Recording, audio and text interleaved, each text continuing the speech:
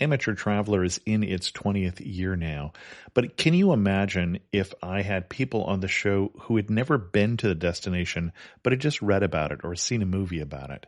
That wouldn't make any sense at all, and you wouldn't listen. We all know how important it is to receive advice from people who know a destination to get the most authentic local experience. And a great option for experiencing this is Explore Worldwide and their authentic small group adventures, led by local tour leaders, perfect for solo travelers who want to meet like-minded people with a desire for adventure. I'm often an independent traveler, but 2 of my last 3 trips were with small group tours because they organize everything and it's a lot easier. If you want to recreate the tour I did to Malta, they have a Malta and Gozo Discovery Tour. I'm intrigued by one of their tours called A Taste of Sicily. The company again is Explore Worldwide, and visit exploreworldwide.com to learn more. And thanks to Explore Worldwide for sponsoring this episode of Amateur Traveler. The nights are long, the days are short, and the weather is chilly to downright cold depending on where you are. It's a good time to slip into a Quince iconic Mongolian cashmere sweaters, which start at only $50. You can treat yourself to everyday luxury at an affordable price with Quince. If you really want to dive into luxury, you can check out their leather handbags, washable silk shirts, and European linen sheet sets.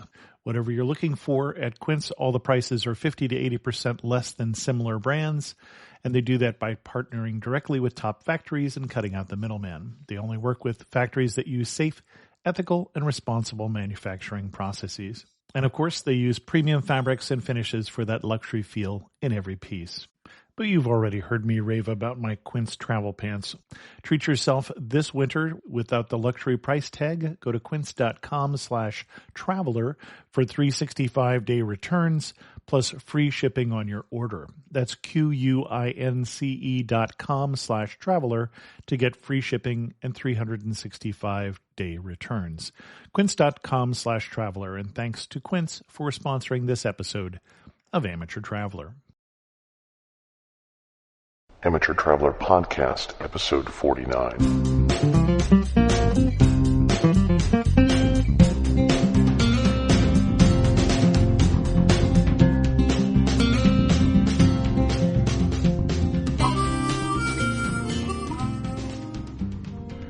Welcome to the Amateur Traveler Podcast. I'm your host, Chris Christensen. Today on the show, we go to the far reaches of the Earth, Antarctica. I'm going to skip over the news section of this show because I don't have a lot of news stories that I saw that attracted my attention, and I'm trying to pack for Africa. So I'll get right into the interview with Mark. I'd like to welcome to the show Mark. As some of you saw on the discussion boards, I invited Mark to be on the show to talk about Antarctica. And one of the questions that Mark asked me early on was, do we want to hear about it from a tourist side? Mark actually lived in Antarctica for a year, and I believe you went to the pole twice. Do I have that right? Well, you're actually a little backwards. I was there for 2 years, and I went to the pole once. Oh, okay. I had all the right numbers. It's just assigned to the wrong things. So how did you end up in Antarctica? Well, I was a victim, if you will, of the dot-com crash. And after being laid off out of Silicon Valley, I probably did the normal thing of just took 6 months to do nothing. And then when the money started to run out, I realized I needed a job. And I've always wanted to go to Antarctica. When I was a kid, I read all the adventure stories, and I knew about the race to the pole and bird flying over the South Pole and all that. So since I had some free time on my hands, I decided to try to find a way to go to Antarctica. And as it turns out, you can actually get paid to go there. Raytheon, the big giant defense contractor, also has a portion of their business where they provide station support services to military installations and research installations around the world, including, at this time, they have the contract through the National Science Foundation to support science research down in Antarctica. I had been in the military, and my brothers, my 2 older brothers, were both still in the military and working in the Pentagon.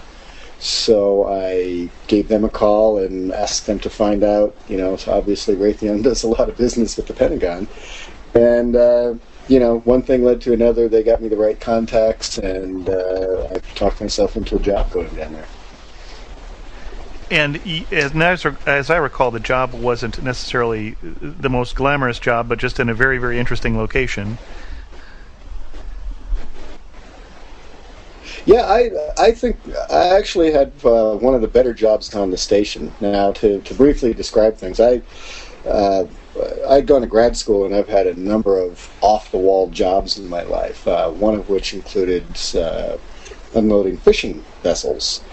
And that actually helped me out to get the job down in Antarctica, because my job down there was what we called science cargo, a specialized portion of the cargo guys. So I would not only help unload the C-130s and the aircraft that were going down there, but then all cargo going down would be separated into specific groups.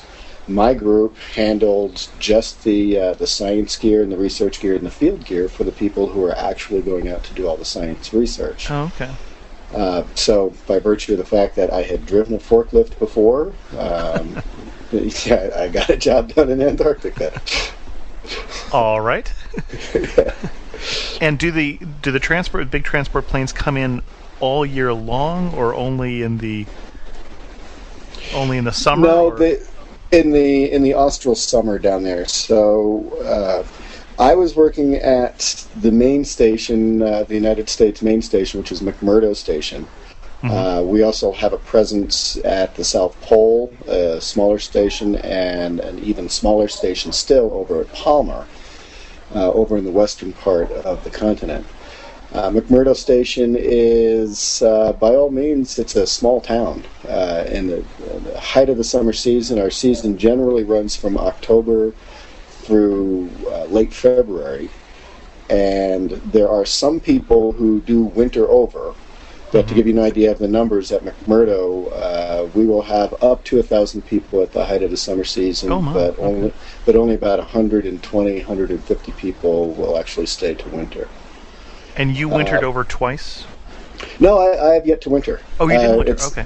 No, I would love to winter. I'm strange enough to actually want to enjoy 6 months of darkness, but there's some cool things that go on down in the wintertime down there. You were including mentioning. Go ahead. Yeah, from the physical point of view, the physical science, the Australis Borealis, the same as our northern lights, only the southern lights, are absolutely spectacular down there during the wintertime. And it's an interesting, from all of the people that I've talked with, it's just a really interesting lifestyle to go to watching the town disappear. And maintaining things like my job, I would actually get a chance to work outdoors and indoors. And while the summer season can be harsh, the temperatures will range from about minus 40 to about 20 above. Balmy. In the winter, yeah, balmy. We are actually in shorts when it's about the warmest I've ever been down there was about 36, 37 degrees. And we were actually outside in shorts playing Frisbee in that kind of weather. But what were we talking about? I just lost my train of thought. Antarctica, I recall that much. Yeah. Well, here's a question for you. The biggest surprise. So you had read up about Antarctica, so you had known something about Antarctica, and you actually went and lived there for a while. What was the first thing that hit you that you weren't expecting? To be totally honest, that Raytheon wouldn't really let us go see much of Antarctica. Okay. That McMurdo Station, the truth is now coming out. McMurdo Station is, from the air, it looks like it's a mining town. Uh-huh. It looks very quaint. I have pictures of it that when you're looking on a hillside, it looks, oh, how cute. And when you actually get down close to the buildings, the station itself was built originally like 1958, 1959. And it was run, our presence down there was run by the U.S. Navy until the mid-'70s, at which time the Air Force came over for a little while, and then they just started subcontracting out to private vendors. So the buildings have that military legacy of, there are these Quonset huts, these, old wooden shacks. I had the pleasure of working in the second oldest building on the station. There have been some new buildings over there in the past few years that look like modern dormitories, and there's probably maybe a half a dozen to 10 buildings out of the 60 or 70 on the station that are, modern buildings.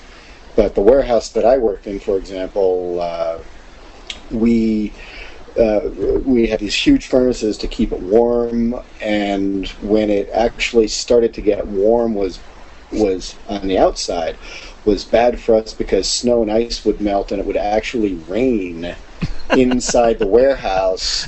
I mean, throughout the entire warehouse. I mean, we had like little awnings and things like that, and it was worse. It was worse when it was nice out because you just were constantly getting wet all day long at work inside of a warehouse. And that's a 50-year-old building. I have to give some credit. It stood up to the most severe weather on the planet for 50 years, but and it's still serviceable, but it's by no means comfortable. And general impressions. I mean, cold, white, a lot of snow. That's my mental picture. I only know about Antarctica what I've seen in March of the Penguins. So first positive impression was it's gorgeous. McMurdo Station is nestled into a bay, so it's actually on Ross Island, which for maybe 3 to 6 weeks out of the year is actually an island. Otherwise, it's solid ice all the way around, so you can't tell that there's any water. But we're nestled up against a bowl of some mountains that are about 1,500 feet tall. So the station itself is semi-protected from wind on 3 sides. On the exposed side, though, we face the Royal Society Mountains that are a mountain range that stretch for several hundred miles. They are most analogous to the Sierras or the Rockies. They're a series of 10 to 14,000 foot peak mountains.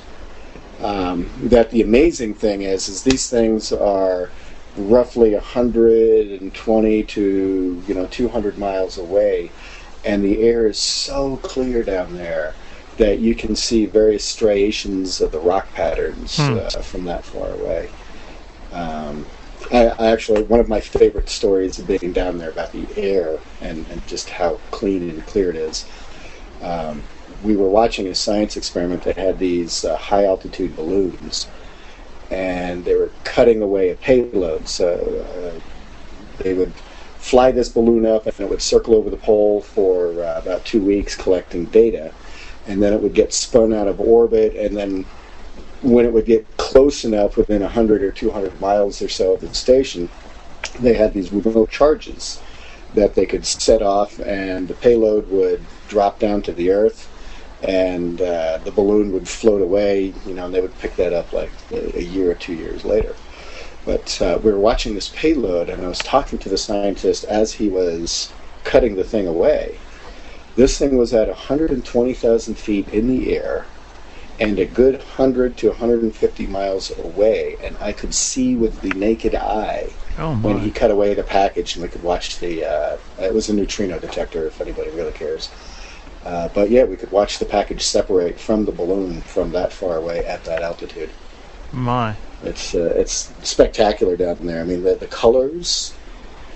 Yeah, the colors of the sky. We only get one true sunrise and one true sunset per year down in Antarctica, and that happens somewhere in mid-August, generally speaking. So the sun never gets higher than like a 10 o'clock position in the sky, and it rotates around the sky there rather than across, as most of us are used to. And because we're surrounded by mountains, the way the sunlight reflects off of the mountains really causes some spectacular colors.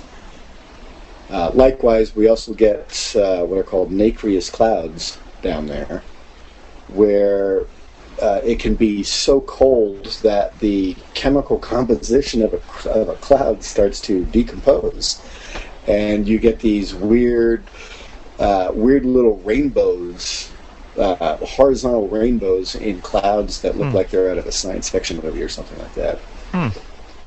Yeah, it's pretty cool. That's it, and you only get that. It's from extreme cold and high winds.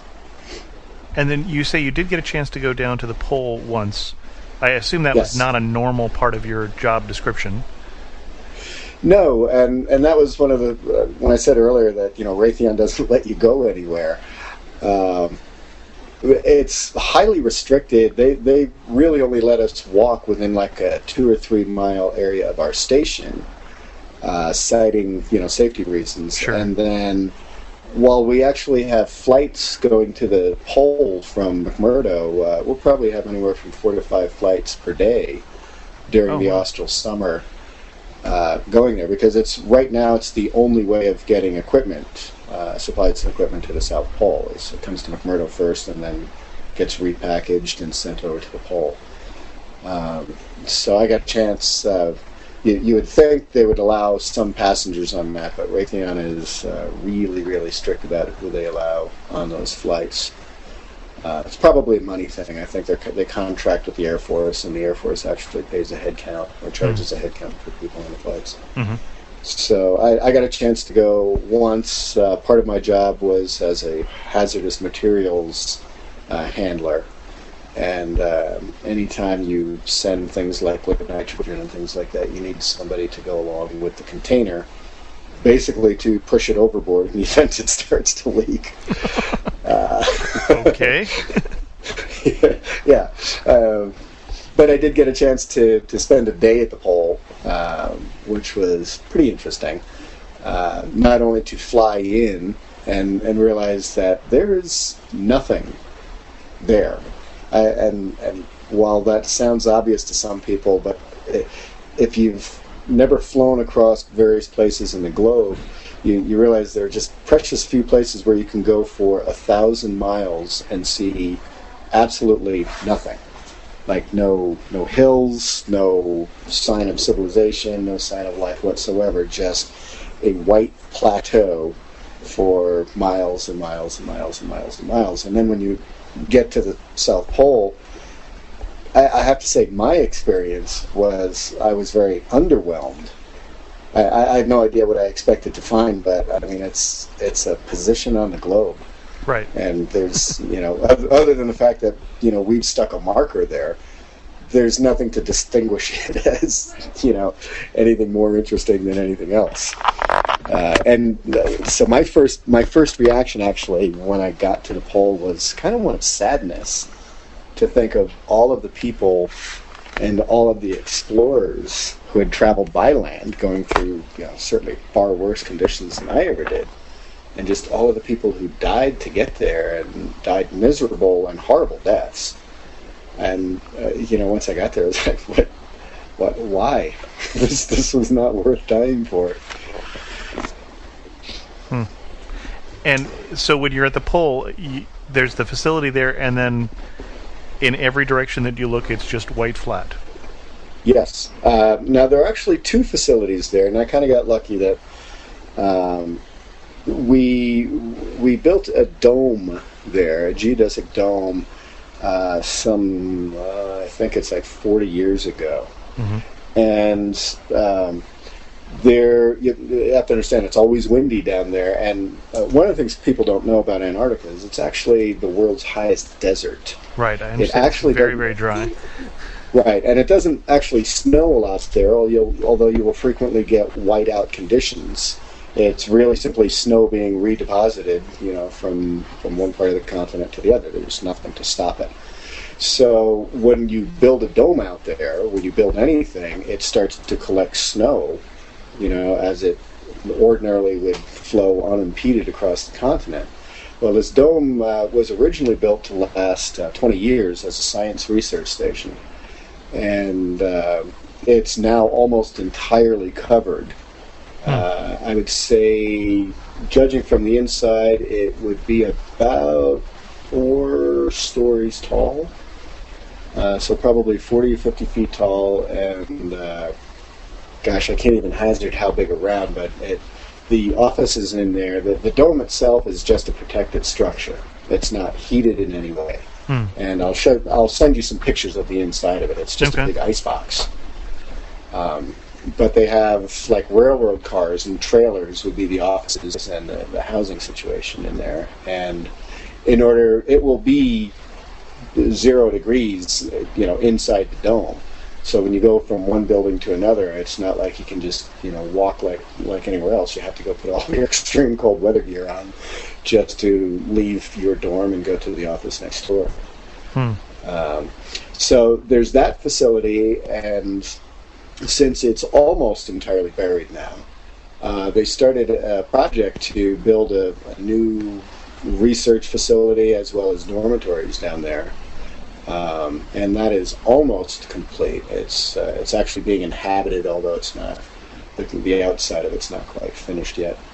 The interesting thing about that is, to avoid the same problems they had with the dome, is the new structure is built on hydraulic stilts. So this thing has the capability over its lifetime to raise up about another 40 feet as snow starts to collect around the base of it. They're anticipating just jacking this thing up a couple feet per year to keep it above the snow level. You mentioned it was the world's a high desert. How high up are you at? Well, at the South Pole, you're at 9,000 feet. Oh my, okay. And that's mostly ice pack? Yes. Well, it sits on top of a mountain range. So there's the Royal Societies is the one down at McMurdo. And McMurdo, of course, is at sea level, being an island. But once you get up and past the Royal Societies, there's another set of mountain range that you go across called the Transantarctics. And very similar to the Royal Societies, 10 to 14,000 feet. And then once you cross those for about 800 miles, it's what they call the Polar Plateau, where you're at, anywhere from 8 to 9,000 feet, and it's perfectly flat. And how you were there in the summer? I was there in the summer. So it was t-shirt weather, I assume. How cold is it in the summer at the pole? Well, starting in October, so it goes really cold to kind of warm to a little cold. So when I get there in October, it's anywhere from -10 to -40, more commonly around -25. Okay. And then in November, it starts to warm up to about -15. December, you're at 0 to maybe +10. January is when it gets from +10 to maybe all the way up to the 30s. And then from February, it's mid-January on, it starts to drop about 10 to 15 degrees per month. And it's not so much the cold. Surprisingly, it really is the wind. Again, my job has me working outside half the time down there. And most of the people, you can only really work outside for maybe an hour at a time before you come back in for about 10 minutes to get warmed up or so. And how many layers are you wearing as you're... Well, it depends on the job. They give us what they call ECW, or extreme cold weather gear. And we have this huge parka that everybody calls Big Red, right? Because it's red, and it's, about 8 inches thick worth of down. Oddly enough, in 2 years down there, I never wore that jacket while I was working. My standard gear, because I was active moving cargo around, I would wear a set of long johns, a set of fleece-lined Carhartts, and flannel shirts. And then for me, I would just wear a regular, like a North Face fleece jacket, and wool cap and face mask. The face mask is the most important part of my outdoor gear. And I would generally stay warm enough doing that, wearing that type of outfit. Some people, had 2 or 3 extra layers of clothing on than I did, but I think I got out the cold for whatever reason. It's the fingers, it's the fingers and the face that would get me. Sure. If I didn't have that face mask on, I don't know what it is, but my lips would freeze, and then all of a sudden the rest of my body would just feel like it was frozen. So for me, it was just really important to keep my nose and my mouth warm, and then the rest of me seemed to be okay. And any advice for somebody who's thinking about following in your footsteps and going to live in Antarctica for a while, or even just visit? Well, living and visiting are 2 different things. 2 very different things. 2 very, very, very different things. If you want to go work down there, Raytheon holds their annual job fair in mid-May out of Denver, Colorado. And the jobs are very competitive now. 10 years ago, they'd take almost anybody that would walk. But now the jobs have gotten pretty competitive because people go down there, and for some strange reason, we like it. And I still can't figure out why either, because it's living down there. On one hand, I've described it as college for grown-ups, where it's a very friendly atmosphere. I mean, it's such a harsh environment that everybody is, once you go inside, hey, you're glad to be warm, and it is an adventure. You're seeing some amazing things. I've hung out with penguins while they're just laying around, and I've hung out with seals while they're laying around. So it's an amazing adventure. So it's gotten quite competitive. Best way to get in there is to find somebody who does work there and have personal recommendations. We have referred to it as the world's most extreme on-the-job training center, because frequently you don't necessarily have to have tons and tons of experience in the job that you're doing. Most of the jobs, they have supervisors and they have lifers down there, people who've been there for 10 or 20 years doing the jobs that require intricate knowledge. Mm-hmm. But otherwise, they can train you to do almost anything else for, inside the first 2 weeks, 3 weeks of being on the job. So going to the job fair is the best way, is to really get to know the people there, because truly the hiring decisions are based off of that simple question of, do I want to spend the next 6 months in the most desolate place on the planet with you? So personality definitely counts for a lot. I could see that. Now, going down as a tourist, and when you get the cold shoulder by people down there, boy, that's cold. Yeah. Well, there are so many different types of people that go there. There are a couple big categories. There's a lot of people that the bulk of the grunt workers are somewhere between the ages of 23 and 30, and those are really your adventure types. Mm-hmm. I do have to say that for the most part, it is an extremely well-educated population down there. Mm-hmm. People go there for the adventure. It is not uncommon. I knew a guy who had a PhD in marine biology who was a janitor down there just because he wanted to go. People will take any jobs just to get there. And then, of course, the big surprise that you asked me earlier was that you don't really get to see much of it. It's interesting when we're around and you do what you can to duplicate the experience. I mean, I've gone cross-country skiing down there in 30 below weather and total whiteout conditions because the wind was blowing, and I fortunately knew where I was at. But you can get lost very easily down there. It's you get turned around, and of course it's all white, and there aren't a lot of landmarks to reorient yourself. So you can get a taste of what the early explorers had without the extreme danger that they did. But tourists going there. So I was talking about the kinds of people down there. So most of them are like the adventure types, and then you have about 100 or so people who are the Raytheon regulars. They work in Denver in the off season, and they have to deploy down there for 6 months every year. And then you have a group of like hardcore seasonal workers who've been doing this for 10, 15, 20 years, and those are usually like the heavy equipment operators. These are the guys who will spend 6 months there, and then they'll go to Iraq or something for 6 months because there's really big money. And then they'll go, to Alaska, or they'll go work oil rigs in Russia or something like that. So it's an interesting group of people, and you'll find your group down there. Just to give you an example, the music scene on the station is very, very lively. It's probably a better music scene than you'll find in a lot of cities.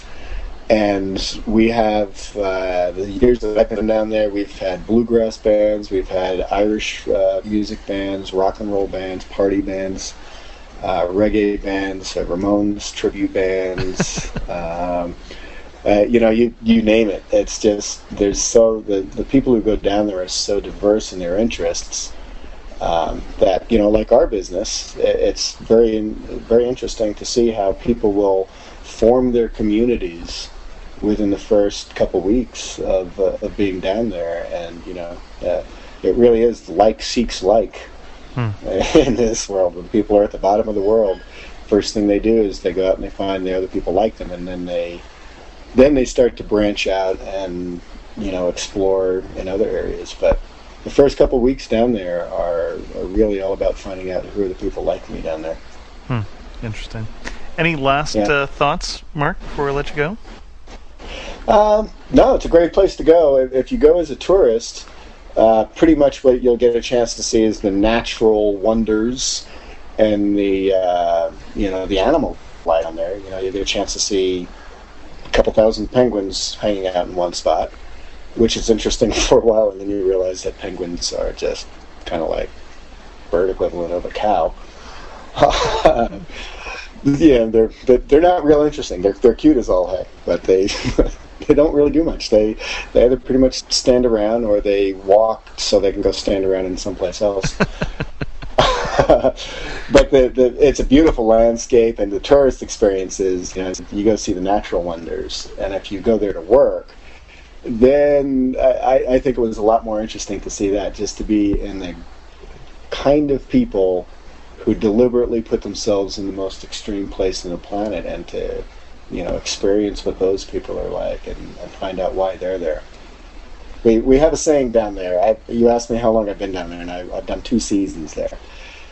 We have a saying down there that says the first time you go for the adventure, the second time you go for the money, the third time you go because you have no place else to go. And I decided to quit after 2 because I thought if the end of the planet was the last place that I had to go, I needed to reevaluate my life a little. Well, Mark, thanks very much for being on the show, for coming and telling us a little about Antarctica. Hey, you're welcome, and I'll get some pictures to you to give the folks a visual on what life is like down there. Great. Thanks very much. Okay. All right. Bye, Chris. I hope you enjoyed Mark's story as much as I did, and I'll put the pictures that he sent up on the show notes at amateurtraveler.com. I have one internet resource for you that I want to share today before we close out this show, and that's a new podcast, or another podcast, called Searching the Internet, and they did an episode recently on different travel search sites. So I'll put a link to that in both the show notes as well as in the iTunes enhanced version. It's interesting, since so many new listeners came through iTunes, about 90% of the show's listeners right now seem to be using the iTunes enhanced version. So that's encouraging for me, since I spend so much time creating that version, which is what I'm doing right now. So thanks very much for listening to the show. I think that'll about do it for now. By the time you hear this, I'm probably already on a plane in Africa. So wish me well, and not in the next show, but probably the one after that, you'll start to hear some of my adventures. I already have the next show pre-recorded, but stay tuned and you'll hear more about Tanzania. Thanks for listening. The best and the brightest, served up daily by the sharpest minds in content delivery, Podshow and Limelight.